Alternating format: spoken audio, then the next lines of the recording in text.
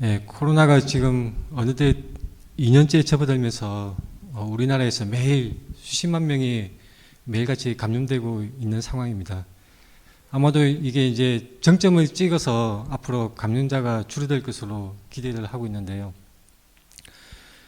그리고 며칠 전에는 대통령 선거가 있었습니다.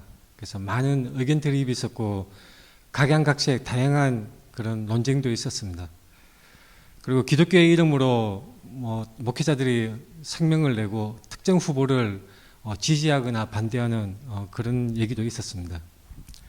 그리고 지금 이 시간에도 지구 한편 어딘가에서는 끔찍하고 비참한 전쟁이 계속되고 있습니다. 지금도 시간은 계속 흘러가고 있고 시시각각 세상은 변화하고 흘러가 내려가고 있습니다. 수많은 정보와 뉴스들이 쏟아지는 이 세상에서 살고 있는 그리스도인, 우리 그리스도인, 우리 그리스도인은 이 세상의 흐름 속에서 그 하나의 강물이라고 본다면 거기에 죽어서 떠내려가는 물고기가 아니라 살아서 거슬러 올라가는 그런 생명 있는 물고기로 살아가야 될 것입니다. 제가 물고기 얘기를 꺼낸 것은 성경에 보면 물고기가 많이 나옵니다. 요한복음에서도 나오고 사복음서에서도 나오는데 특히 오병이어 기적에서도 물고기 2마리가 나오죠. 주는 살아계신 하나님의 아들이시요 우리의 주님이십니다라는 말을 그 첫 글자를 따서 하면 익투스라는 단어가 된다고 합니다. 그게 바로 물고기라는 단어입니다. 그래서 당시 초기 기독교 시대에 많은 핍박이 있었을 때 사람들은 은밀하게 물고기 그림을 이렇게 그려 보이면 자기가 바로 그리스도인이라는 것을 나타내는 그런 표식이 되었다고 합니다. 우리는 더욱더 믿음을 지켜야 합니다. 우리가 지금은 네로 황제처럼 잡아다가 불태우고 짐승에 밥으로 주고 이런 끔찍한 핍박은 없을지라도 편안한 가운데 오히려 우리의 믿음은 더욱더 약해질 수가 있습니다. 우리가 믿음을 붙잡고 믿음을 지켜나가야 합니다. 지금 코로나 시대에 온라인으로 우리가 얼마든지 말씀을 쉽게 들을 수가 있는데 이런 환경으로 인해서, 편안한 환경으로 인해서 오히려 우리가 주님을 간절히 찾는 마음이 약해지고 말씀을 멀리해야 하고 있지 않은가 우리가 돌이켜 봐야 됩니다. 우리는 말씀을 붙들어야 합니다. 근데 사실 2000년 전에 예수님이 직접 수많은 사람들 앞에 많은 기적을 행하시고 정말 생생한 그분의 살아계신 하나님의 말씀을 전하고 복음을 전하셨는데도 불구하고 그 말씀을 직접 들은 사람들이 반응이 달랐습니다. 어떤 사람들은 그 믿음을 가지고 예수님을 따라다니는 사람이 있었고 어떤 사람들은 오히려 믿지 않고 배척하고 예수님을 미워했던 사람들이 있었습니다. 우리가 무엇을 믿는가, 우리가 어떻게 믿는가 정말 중요한 문제입니다. 우리가 참된 믿음을 가지고 있는가 항상 돌이켜봐야 됩니다. 오늘 우리가 예수님을 따르는 사람은 어떤 사람인가, 참된 믿음을 가진다는 것은, 그리고 예수님의 제자로 살아간다는 것은 어떤 것인가, 오늘 요한복음 말씀을 통해서 그것을 함께 생각해 보고자 합니다.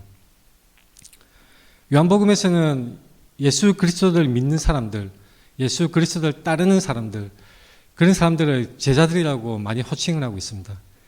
그리고 그렇지 않은 사람들, 믿음을 갖지 않은 사람들, 예수님을 배반하고 예수님을 멀리하는 사람들, 어느 정도 거리를 두고 자기의 유익만을 쫓아다니는 그런 사람들을 요한복음에서는 무리라고 표현을 하고 있습니다. 무리들. 그래서 우리가 요 두 대조적인 분류를 따라서 한번 생각을 해보겠습니다.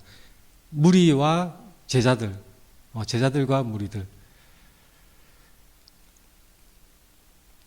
자, 요한복음 오늘 본문 말씀을 들어가기 전에 이 배경 맥락을 한번 살펴보겠습니다. 요한복음 13장에서 예수님은 제자들의 발을 씻겨주십니다. 아주 파격적인 일이었죠. 정말 놀라운, 그 당시 그 문화 인식 속에서는 도저히 있을 수 없는 아주 파격적인 일이었습니다. 그리고 예수님은 가룟 유다가 예수님을 배반하고 떠날 것을 미리 말씀을 하셨죠. 그리고 제자들에게 새 계명을 주노니 너희가 서로 사랑하라고 말씀을 하십니다. 그때 그 말씀을 듣는 베드로는 뭔가 지금 이 순간이 아주 중대한 순간이구나라는 것을 느꼈던 것 같습니다. 그래서 요한복음 13장에 보면 베드로가 예수님한테 이렇게 물어봅니다. 주여 어디로 가시나이까? 예수께서 대답하시되 내가 가는 곳에 내가 지금은 따라올 수 없으나 후에는 따라오리라. 베드로가 이르되 주여 내가 지금은 어찌하여 따라갈 수 없나이까? 주를 위하여 내 목숨을 버리겠나이다. 베드로는 굉장히 화끈하고 저돌적인 그런 성격을 가진 것 같습니다. 근데 예수님이 거기에 대해서 뭐라고 말씀하시냐면 베드로의 그런 적극적인 말에 칭찬하시는 것이 아니라 예수께서 대답하시되 내가 나를 위하여 내 목숨을 버리겠느냐? 내가 진실로 진실로 내게 이르노니 닭 울기 전에 내가 3번 나를 부인하리라. 이렇게 예언을 하셨습니다.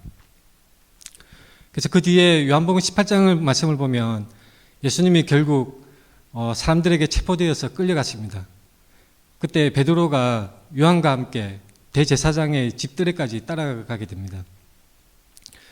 근데 베드로를 그런 예수님의 제자임을 알아본 사람이 너도 예수님의 제자이지 않냐고 그렇게 지적을 했을 때 베드로는 3번 부인을 하죠.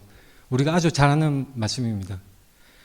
그 예수님을 3번 부인하고 나서 바로 이 예수님의 예언대로 그 닭이 울었습니다.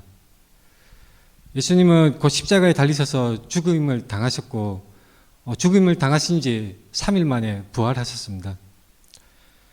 그래서 제자들을 만나셨고 부활하신 예수님이 또 디베라 바닷가에 오셔서 베드로와 요한을 또 만나셨습니다.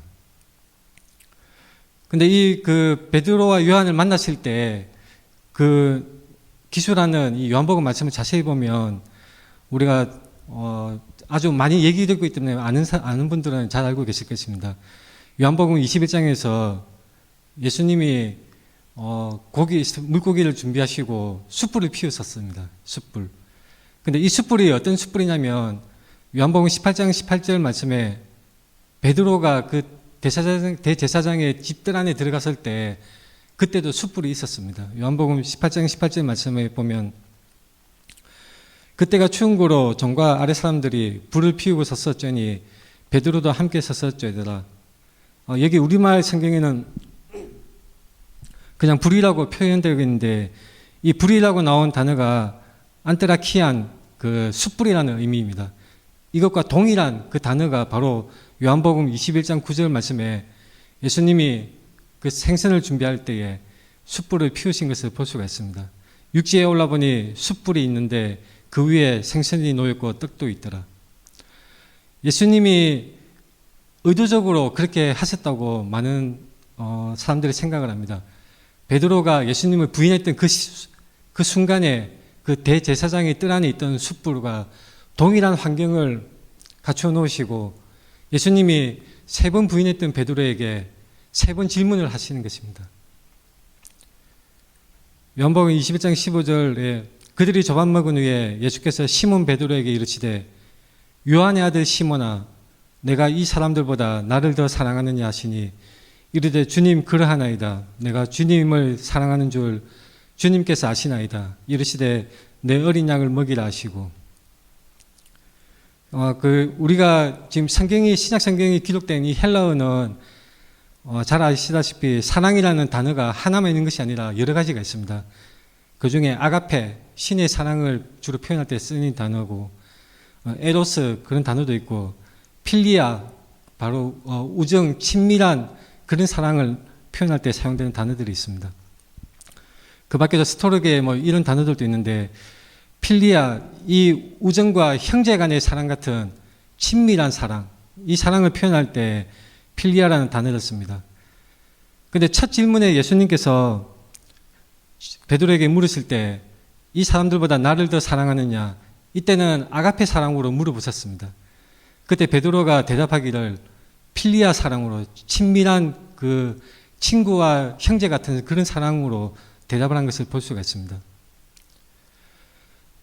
그리고 두 번째 질문에서는 요한의 아들 시몬아 내가 나를 사랑하느냐, 똑같이 예수님은 아가페 사랑으로 물으셨고 여전히 베드로는 필리아 사랑으로 대답을 합니다.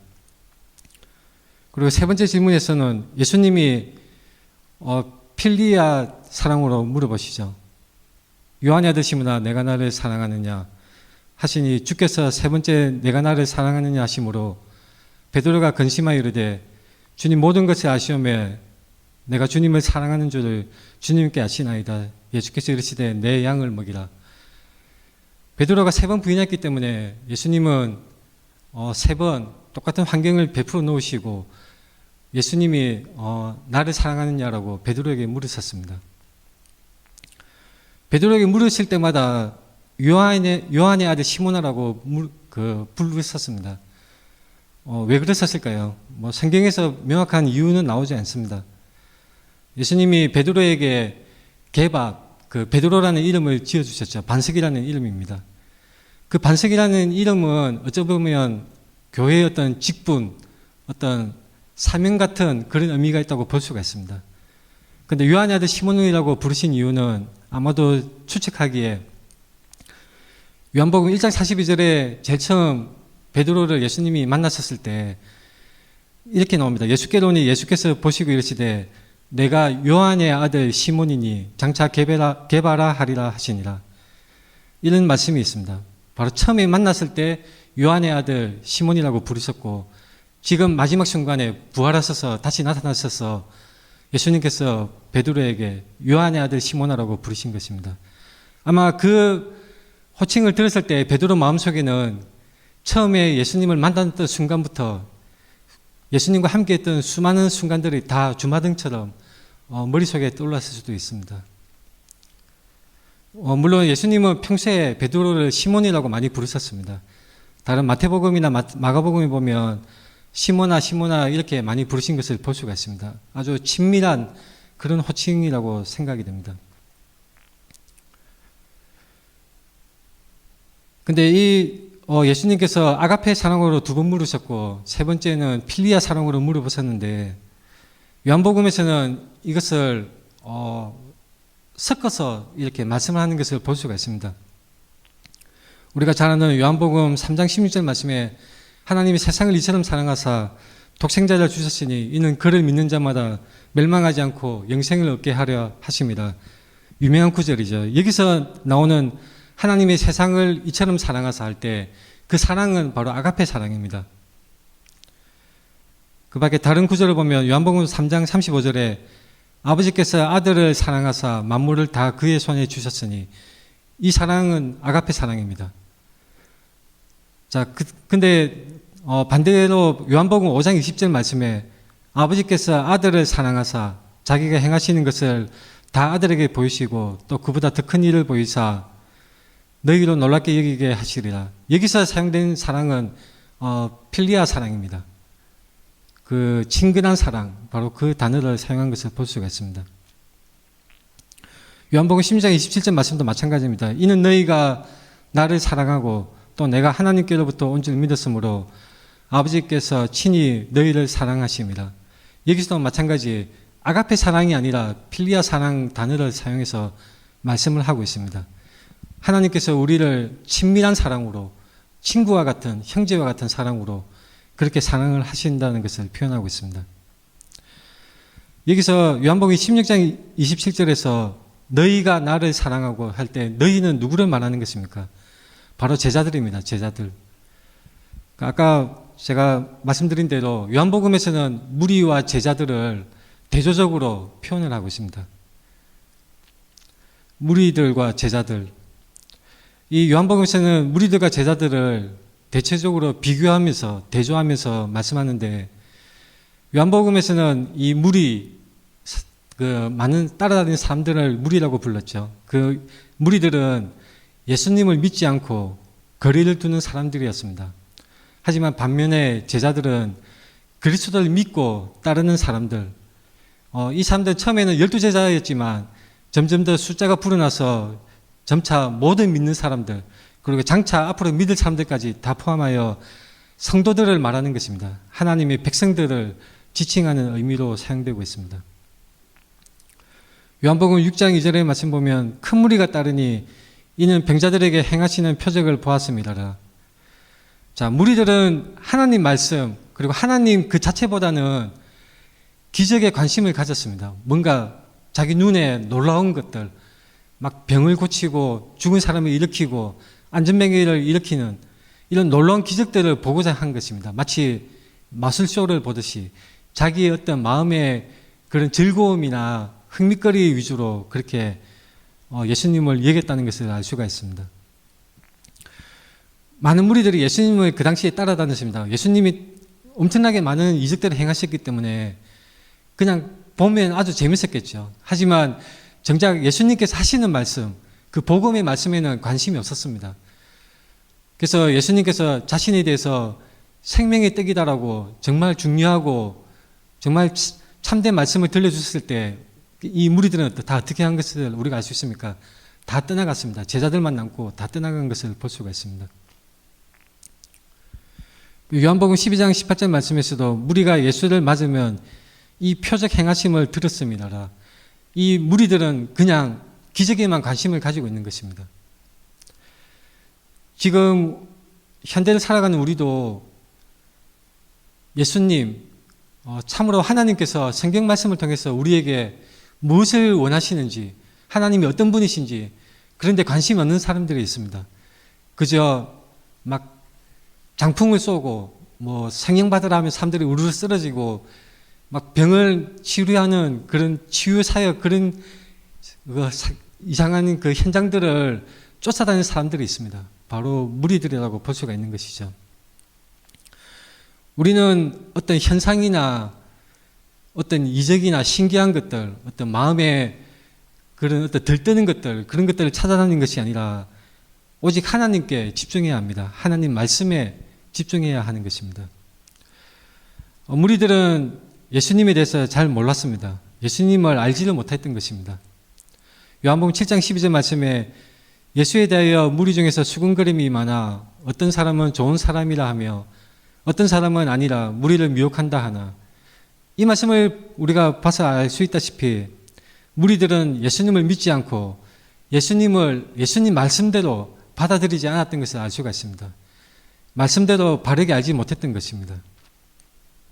마찬가지입니다. 요한복음 7장 40절에 이 말씀을 듣는 무리 중에서 어떤 사람이 이 사람이 참으로 그 선지자라며 어떤 사람은 그리스도라 하며 어떤 이들은 그리스도가 어찌 갈릴리에서 나오겠느냐.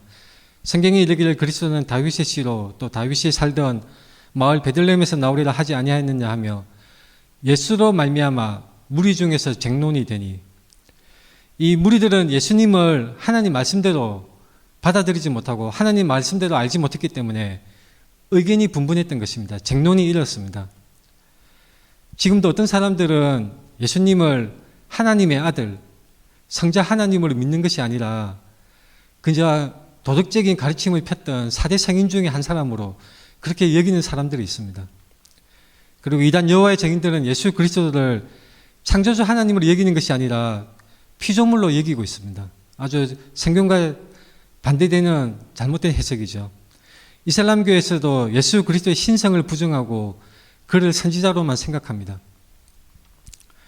심지어는 교회 다니는 사람들 중에서도 예수님을 성경 말씀대로 알지 못하고 그래서 자기가 편한 대로 그냥 자기가 원하는 예수님의 그 모습을 만들어서 생각하고 믿는 사람들이 있습니다. 잘못 믿는 사람들이죠. 성경이 말씀하는 예수님대로 믿어야 합니다. 어떤 사람들은 자기에게 그냥 편안하게 말씀을 좋은 말씀, 듣기 좋은 말씀, 도덕적인 가르침을 주고 그냥 듣고 있으면 왠지 마음이 편안해지더라 이런 식으로 잘못 믿고 있는 사람들이 있습니다. 어떤 사람들은 예수님을 믿는 것에 대해서 사람들의 이목을 두려워하는 사람들이 있습니다. 이 요한복음 12장 말씀에서도 보면 그러나 관리 중에도 그를 믿는 자가 많되 바리새인들 때문에 드러나게 말하지 못하니 이는 출교를 당할까 두려워합니다. 그들은 사람의 영광을 하나님의 영광보다 더 사랑하였더라. 정말 안타까운 말씀이죠. 하나님보다 사람들의 이목을 더 신경 쓰는 것입니다. 우리가 직장에서 또는 뭐 학교에서 그리스도인의 향기를 잘 나타내고 있습니까? 혹시 우리가 숨기고 있지 않습니까? 마치 부끄러워서 특히 요즘같이 기독교의 이미지가 땅에 떨어진 요즘 시대에 오히려 우리가 복음을 부끄러워하고 하나님의 말씀을 우리가 전해야 되는데도 불구하고 오히려 우리가 그것을 숨기고 도망다니고 있지 않는지 생각해 봐야 될 것입니다. 이 당시에는 출교를 당하거나 그리고 나중에 초기 기독교 시대에 접어들면서 본격적으로 박해가 시작됐을 때는 믿는다고 하는 것이 바로 자기의 생명을 거는 것이었습니다. 예수를 주로 시인하는 것 자체가 바로 자신의 안전과 목숨을 바로 내던지는 그런 행위였던 것입니다. 우리는 살아가면서 아주 편하게 믿고 있습니다. 누가 교회 다닌다고 해서 재산을 몰수하는 것도 아니죠.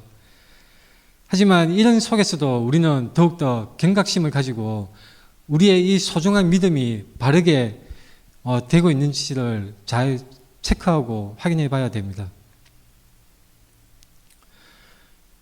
요한복음 12장 37절의 말씀에서 이렇게 많은 표적을 그들 앞에서 행하셨으나 그를 믿지 아니하니 이는 선지자 이사야의 말씀을 이루려 하심이라. 이르되 주여 우리에게서 들은 바를 누가 믿었으며 주의 팔이 누구에게 나타났나이까 하였더라. 이 무리들의 가장 큰 문제가 바로 이 불신앙이었습니다. 믿지 않는 것이 가장 큰 문제였습니다. 요한복음에 나타난 이 무리들은 예수님의 기적을 정말 생생하게 눈으로 보고 직접 체험하고 그렇게 봤지만 예수님을 믿지 않았던 것입니다. 많은 메시아 되심을 나타내는 그런 표적을 보고서도 이 무리들은 예수님을 믿지 않았습니다.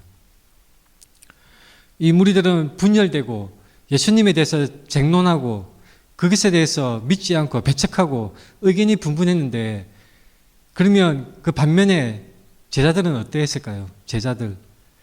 제자가 된다는 것은 어떤 성질을 가지는 것일까요?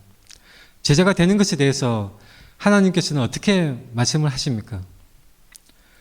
제자가 된다는 것은 바로 하나가 된다는 것입니다. 제자들은 하나가 되는 것입니다. 요한복음은 다른 복음서와는 달리 유난히 하나됨을 강조하고 있습니다. 말씀 속에서 계속 하나됨을 강조하고 있습니다. 하나님을 따르는 하나님의 백성들이 그런 하나됨을 계속 강조하고 반복해서 말씀하고 있습니다. 왜냐하면 이것은 구약 성경에서 이미 예언의 말씀으로 반복해서 선지자들 통해서 말씀하신 내용입니다. 여러 차례 이미 예언되고 있습니다. 에스겔서 37장 말씀에 보면 여호와의 말씀이 또 내게 임하여 이르시되 인자야 너는 막대기 하나를 간져다가 그 위에 유다와 그 짝 이스라엘 자손이라 쓰고 또 다른 막대기 하나를 가지고 그 위에 에브라임의 막대기 곧 요셉과 그 짝 이스라엘 온 족속이라 쓰고 그 막대기들을 서로 합하여 하나가 되게 하라. 내 손에서 둘이 하나가 되리라. 자, 비슷한 말씀이 미가서 말씀에도 있습니다. 야곱아 내가 반드시 너희 무리를 다 모으며 내가 반드시 이스라엘의 남은 자를 모으고 그들을 한 처소에 두기를 보스라의 양떼같이 하며 초장의 양떼같이 하리니 사람들이 크게 떠들 것이며. 자, 우리가 여기서 양떼를 말씀하고 있는 것에 주목해야 됩니다. 양떼를 한 처소에 둔다고 그렇게 말씀하는 것이죠. 남은 자를 모으고 그들을 한 처소에 모으는데 양떼에 대해서 말씀하시는 것입니다.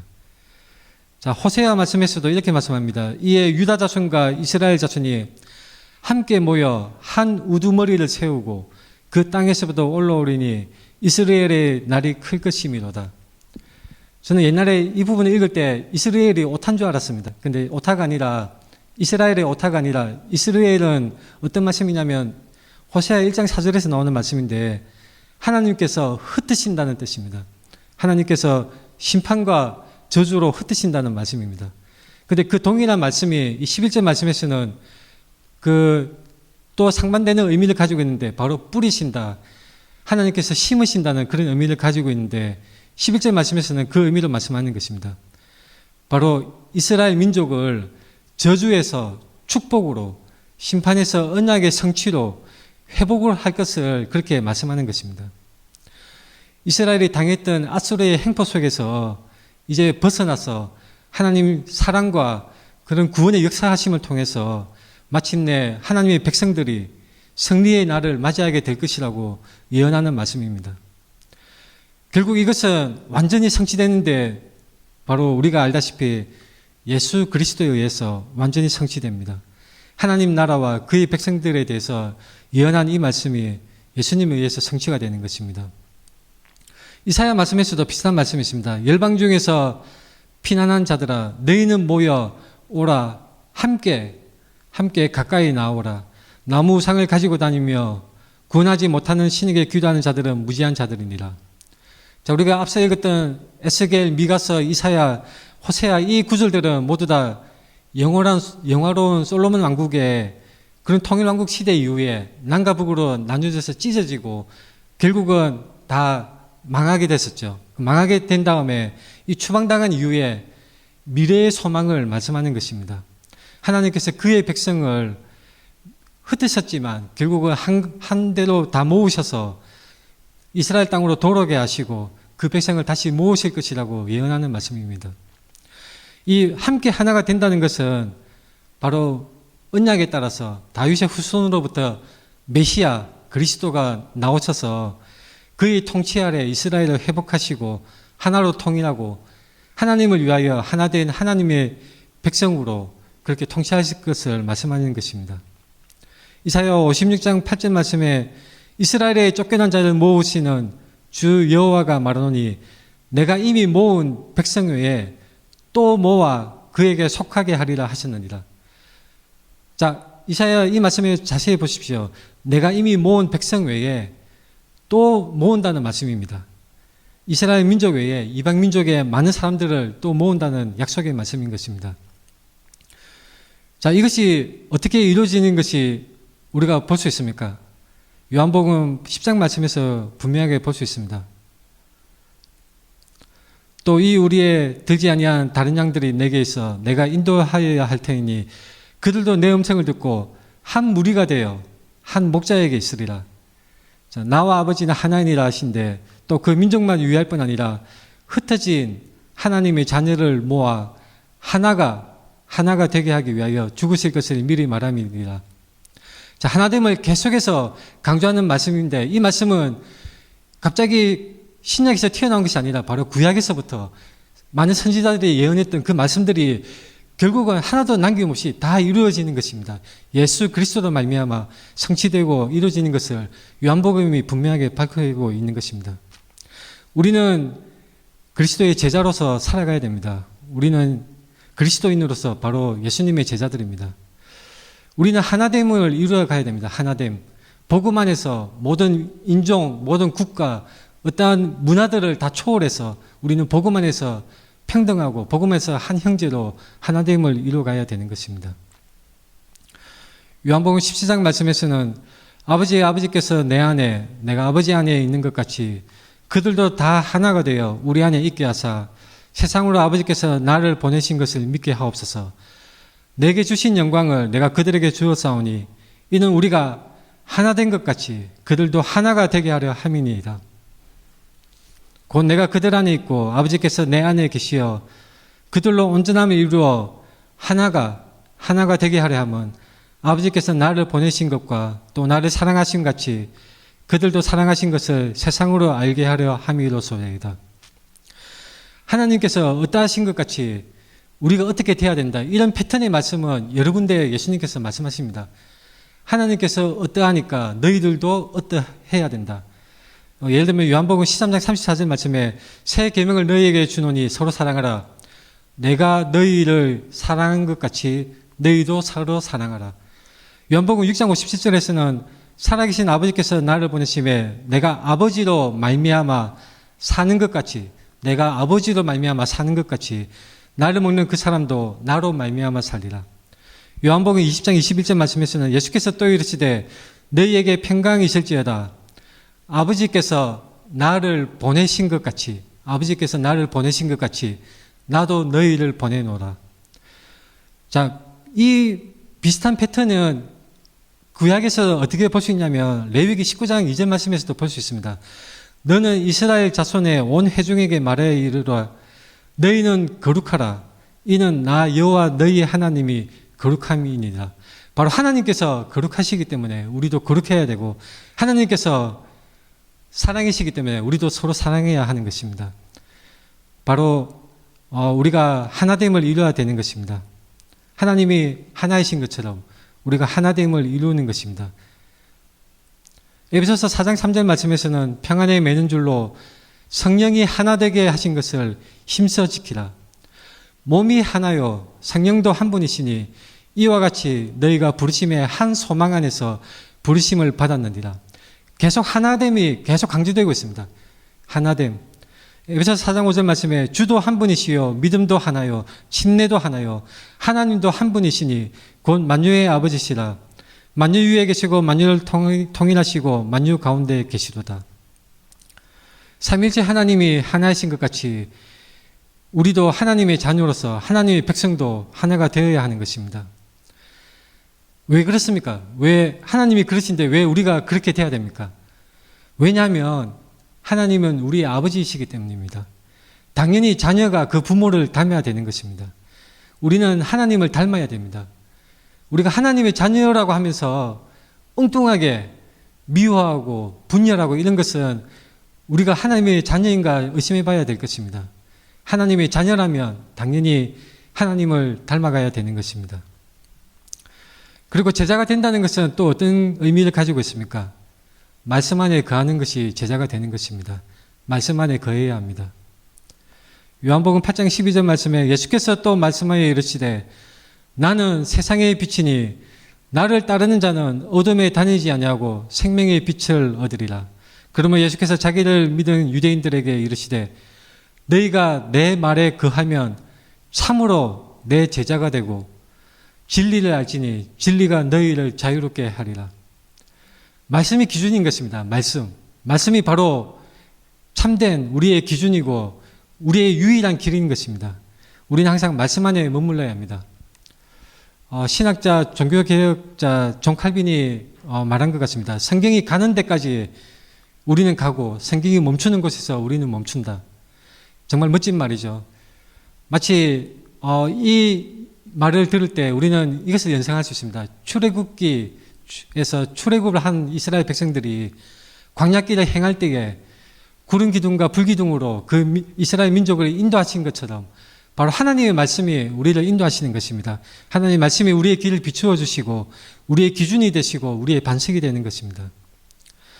제자가 된다는 것은 또 어떤 의미를 가지고 있습니까? 서로 사랑하는 것입니다. 제자가 된다는 것은 바로 서로 사랑하는 것입니다. 아까 읽었던 말씀이지만 요한복음 13장 35절 너희가 서로 사랑하면 이로써 모든 사람이 너희가 내 제자인 줄 알리라. 하나님은 사랑이십니다. 다른 말씀에서는 내 이웃을 내 몸과 같이 사랑하라고 말씀하신 적도 있습니다. 우리는 서로 사랑해야 됩니다. 제자로서 하나님의 백성으로서 하나님의 자녀로서 하나님을 닮아감으로 바로 우리는 서로 사랑해야 됩니다. 제자가 된다는 것은 또 어떤 의미를 가지고 있습니까? 제자가 된다는 것은 예수 그리스도를 믿는 것입니다. 예수 그리스도를 믿는다. 예수 그리스도를 믿어야 바로 제자가 되는 것입니다. 요한복음 6장 28절 말씀에 그들이 묻되 우리가 어떻게 하여야 하나님의 일을 하오리이까? 예수께서 대답하여 이르시되 하나님께서 보내신 일을 바로 예수 그리스도에 있습니다. 하나님께서 보내신 일을 믿는 것이 하나님의 일이니라 하시니 바로 예수 그리스도를 믿어야 하는 것입니다. 자, 중요한 말씀이 나옵니다. 요한복음 10장 9절에 내가 문이니 누군지 나로 말미암아 들어가면 구원을 받고 또는 들어가며 나오며 꼴을 얻으리라. 도둑이 오는 것은 도둑질하고 죽이고 멸망시키려는 것뿐이요 내가 온 것은 양으로 생명을 얻게 하고 더 풍성히 얻게 하려는 것이라. 나는 선한 목자라. 선한 목자는 양들을 위하여 목숨을 버리거니와. 그리고 요한복음 10장 14절 말씀에 나는 선한 목자라. 나는 내 양을 알고 양도 나를 아는 것이 아버지께서 나를 아시고 내가 아버지를 아는 것 같으니 나는 양을 위하여 목숨을 버리노라. 바로 예수 그리스도가 우리의 목자 되시는 것입니다. 우리는 목자 되신 예수 그리스도를 신뢰해야 합니다. 양은 사실 그 목자의 의도를 제대로 알지 못하는 경우가 많습니다. 자기가 그냥 가고 싶은 대로, 자기가 먹고 싶은 대로 그냥 먹고 싶어하는 양들이 목자가 때로는 지팡이 위로 옆구리를 찌르고 때로는 때리기까지 하죠. 말을 제대로 듣게 하기 위해서, 그리고 안전한 곳으로 가게 하기 위해서 심지어는 때리기도 합니다. 양들은 목자의 의도를 잘 이해를 하지 못하고 그 의중을 잘 파악을 하지 못하는 경우가 대부분입니다. 하지만 중요한 것은 그 목자를 양이 신뢰할 때 바로 양이 올바르게 살 수가 있는 것입니다. 주님의 의도를 잘 알지 못하지만 하나님의 그 크신 섭리와 그 경륜을 우리가 이해하지 못하지만 하나님을 친근하게 사랑하고 하나님을 따라가고 하나님을 신뢰할 때에 우리가 참된 그분의 백성이 되는 것입니다. 우리가 참된 그분의 제자가 되는 것입니다. 우리가 참된 그리스도인이 되는 것입니다. 제자가 된다는 것은 또 어떤 의미를 가지고 있습니까? 제자가 된다는 것은 세상이 아닌 하나님을 따르는 것입니다. 자, 유다서 말씀에 소돔과 고모라와 그 이웃 도시들도 그들과 같은 행동으로 음란하며 다른 육체를 따라가다가 영원한 불의 형벌을 받음으로 거울이 되었느니라. 세상에 여러 가지 나쁜 가치관들, 하나님께 나아가지 않고 다른 깃길로 가는 그런 잘못된 길들이 많이 있습니다. 예수 그리스도는 좁은 문입니다. 좁은 문. 세상에서 볼 때는 볼품없고 작은 문이죠. 그래서 그 문을 찾는 사람이 적고 오히려 화려하고 넓은 문으로 멸망의 길로 인도하는 잘못된 길로 걸어가는 사람들이 많이 있습니다. 우리는 하나님의 은혜로, 하나님의 참으로 은혜로 주신 이 말씀을 통해서 참된 진리가 무엇인지 알고 참된 구세주가, 참된 구주가 바로 예수 그리스도라는 것을 말씀을 통해서 확신하고 그 말씀대로 믿어가는 것이 바로 우리 그리스도인인 것입니다. 에베소서 2장 2절 말씀에 그때 너희는 그 가운데서 행하여 이 세상 풍조를 따르고 공중의 권세 잡은 자를 따랐으니 곧 지금 불순종의 아들들 가운데서 역사하는 영이라. 자, 이 세상 풍조를 따라가면 안 되는 것입니다. 우리는 하나님을 따라가야 됩니다. 에베소서 4장 말씀에서 말씀합니다. 너희는 유혹의 욕심을 따라 썩어져가는 구습을 따르는 옛 사람을 벗어버리고 하나님을 따라 의와 진리의 거룩함으로 지으심을 받은 새 사람을 입으라. 바로 우리가 복음으로 인해서 우리의 옛 사람을 벗어버리고 우리의 죄에 대하여 우리가 죽은 자같이 되고 우리가 새 생명을 얻고 바로 그리스도와 함께 동행하는 삶을 살아가는 것입니다. 또한 제자 되는 삶은 어떤 것입니까? 마태복음 말씀에서는 이렇게 말씀합니다. 16장 24절 말씀에 이에 예수께서 제자들에게 이르시되 누구든지 나를 따라오려거든 자기를 부인하고 자기 십자가를 지고 나를 따를 것이니라. 자, 자기의 유익을 구하는 사람들은 이 십자가의 길에 맞지가 않습니다. 자기의 어떤 즐거움을 찾는 사람들, 십자가의 길에 맞지가 않는 것입니다. 자기의 욕심을 따라가는 사람들, 그런 사람들은 이 좁은 문으로 들어갈 수가 없는 것입니다. 마태복음 24절 말씀에 충성되고 지혜 있는 종이 되어 주인에게 그 집 사람들을 맡아 때를 따라 양식을 나눠줄 자가 누구냐. 자, 갈라디아서 5장 말씀에서는 이렇게 말씀합니다. 내가 이르노니 너희는 성령을 따라 행하라. 성령을 따라 행하라. 세상 풍조를 따르는 것이 아니라 성령을 따라 행해야 됩니다. 그리하면 육체의 욕심을 이루지 아니하리라. 우리는 성령을 따라야 합니다. 우리는 그리스도를 따라야 하는 것입니다. 그리고 제자가 된다는 것은 또 무슨 의미가 있습니까? 제자가 된다는 것. 제자가 된다는 것은 주님을 위하여 고난을 감내하는 것이 제자가 되는 것입니다. 오병이어 기적을 우리가 잘 알고 있습니다. 정말 한 소년이 가지고 온 일개 조그만 도시락을 가지고 수천 명이 넘는 사람들을 배불리 먹이셨죠. 그때 무리들은 어떻게 생각했냐면, 이 사람을 우리의 왕으로 삼아야겠다. 우리를 그 로마의 앞에서 구해낼 그런 정치적인 왕으로 삼아야겠다. 그런 생각을 했던 것입니다. 사람들은 저마다 종교의 그 가면 속에서는 저마다 나름대로의 계산을 다 하고 있습니다. 내가 어느 정도 어떻게 종교 생활을 하니까 무엇을 얻을 수 있을까 이렇게 계산하는 사람들이 있습니다. 어떤 사람들은 번역신앙자들, 아주 이단적인 가르침을 펴는 잘못된 사람들이 있습니다.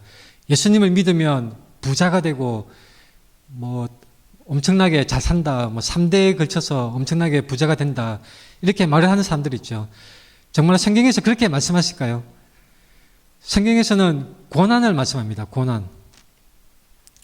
자, 히브리서 11장 말씀에서는 이 사람들은 다 믿음을 따라 죽었으며 약속을 받지 못하였으되 그것들을 멀리서 보고 환영하며 또 땅에서는 외국인과 나그네임을 증언하였으니 우리가 이 세상에 살아가는 동안은 이 세상이 본향집이 아니라 나그네일 뿐인 것입니다. 우리의 본향집은 바로 하나님의 나라, 이 세상에 속한 나라가 아닙니다. 하나님의 나라, 이 하나님의 나라를 바로 이 세상에 우리가 사는 삶의 현장에서 우리가 하나님의 나라를 실현하고 넓혀나가는 것이 우리의 임무인 것입니다. 베드로전서 2장 21절 말씀에서는 이렇게 말씀합니다. 이를 위하여 너희가 부르심을 받았으니 그리스도도 너희를 위하여 고난을 받으사 너희에게 본을 끼쳐 그 자취를 따라오게 하려 하시느니라. 자, 우리가 어떤 사람이 그 금식 기도를 하면서 로또 1등 당첨되게 해달라고 그렇게 기도했다는 사람들이 종종 있습니다. 자, 자기의 유익을 위해서 자기 욕심을 따라 구하는 기도가 과연 하나님께서 기뻐 받으시고 응답하시는 기도가 될까요? 자, 우리는 고난도 기꺼이 그리스도를 위하여 우리가 감내하는 참된 그리스도의 제자로서 살아가야 됩니다. 우리가 이 세상에 살아갈 때에 우리가 가난하게 살 수도 있습니다. 이 세상을 살아갈 때에 병들 수도 있습니다. 그리고 사고로 죽을 수도 있습니다. 하지만 어떤 경우든지 간에 잘 살든지 못 살든지 간에 우리는 오직 그리스도와 함께 동행하며 그분의 제자로서 살아가야 되는 것입니다. 예수님의 제자들은 그 많은 것들을 버렸습니다. 가족들을 버려두고 재산들을 버려두고 자신의 목숨까지도 예수님을 위해서 내어 던졌습니다. 자, 그렇게 했을 때 주님을 따르는 것에 대한 하나님이 상 주시는 것이 어떤 것이 있을까, 어떤 것이 있는지 한번 생각해 보겠습니다. 주님을 따르는 것에 대한 상급. 자, 그때 베드로가 이렇게 질문한 게 나옵니다. 베드로가 대답하여 이르되 보소서 우리가 모든 것을 버리고 주를 따라서온데 그런즉 우리가 무엇을 얻으리이까? 예수께서 이르시되 내가 진실로 너희에게 이르노니 세상이 새롭게 되어 인자가 자기 영광의 보좌에 앉을 때에 나를 따르는 너희도 12보좌에 앉아 이스라엘 12지파를 심판하리라. 또 내 이름을 위하여 집이나 형제나 자매나 부모나 자식이나 전토를 벌인 자마다 여러 배를 받고 또 영생을 상속하리라. 그러나 먼저 된 자로서 나중되고 나중된 자로서 먼저 될 자가 많으니라. 자, 근데 중요한 것은 이 말씀 직후에 예수님이 또 어떤 말씀을 하시냐면 포도원 예화를 말씀합니다. 예수님이 한 데나리온씩 받는 포도원 품꾼에 대해서 말씀을 하시는 것을 우리가 볼 수가 있습니다. 아침 일찍 포도원에 들어와서 일하는 사람이나 저녁 무렵에 거의 하루 일과가 끝날 무렵에 들어온 일꾼들이나 그 포도원 주인은 똑같은 품삯을 주는 그런 내용 예화를 예수님께서 말씀하셨습니다. 자, 우리가 무엇을 가장 원해야 될까요? 우리에게 가장 큰 상급이 무엇일까요? 제가 저번 시간에 욥의 경우에 있어서 가장 큰 상급은 바로 하나님 자신이라고 말씀드린 적이 있습니다. 그 큰 욥의 시련 가운데서 그 고난 끝에서 그가 마침내 받은 것은 물론 그의 재산이 갑절이 되고 자녀도 많이 2배로 받고 여러 가지 좋은 것들을 많이 받았지만 그런 것들도 좋은 것이지만 하지만 무엇보다 중요한 것은 바로 하나님 자신이라고 제가 말씀을 드린 적이 있습니다. 생각이 나실는지 모르겠습니다. 자, 말씀에서 분명하게 또 우리에게 그것을 알려주시고 있습니다. 창세기 15장 1절 말씀에 이후에 여호와의 말씀이 환상 중에 아브라함에게 임하여 이르시되 아브라함아 두려워하지 말라. 나는 바로 여호와 하나님이시죠. 나는 내 방패요 너의 지극히 큰 상급이니라. 바로 여호와 하나님, 바로 우리 하나님이 우리에게 있어서 가장 큰 상급인 것입니다. 우리는 하나님을 정말 갈망하고 목마른 사슴이 하나님을 찾기에 갈급하듯이 우리는 언제나 하나님을 갈급하고 하나님을 찾아야 되는 것입니다. 자, 본문 말씀을 다시 보겠습니다. 베드로가 돌이켜 예수께서 사랑하시는 그 제자가 따르는 것을 보니 그는 만찬석에서 예수의 품에 의지하여 주님을 판 자가 누구오니까 묻던 자더라. 이에 베드로가 그를 보고 예수께 여짜오되 주님 이 사람은 어떻게 되겠사옵나이까?